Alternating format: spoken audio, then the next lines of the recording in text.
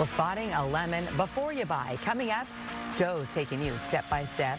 What to see, feel, even smell before you pay for a used car. Buying a used car, one of the biggest consumer complaint areas. Too many owners say they find hidden problems after they've paid and then drove it off the lot. This morning, Joe lets you know step by step how to pick a car that should last.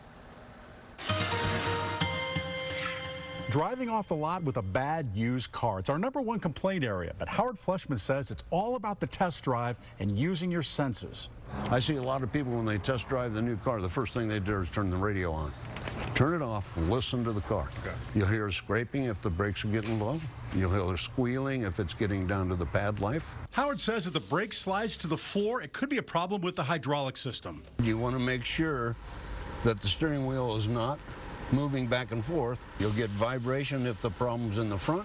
You'll get it in your seat if the problem's in the back. The car may need a cheap tire balance or something more serious. It's all about the senses. Well, if you got a catalytic converter going bad, you're going to smell rotten eggs. Okay. When you turn your key on, all your lights need to light up. Now, when you start it, they should all go away. If a light remains on or flickers, it's a concern. If it doesn't light up at first, the bulb could be bad or a dishonest seller removed it to hide a problem.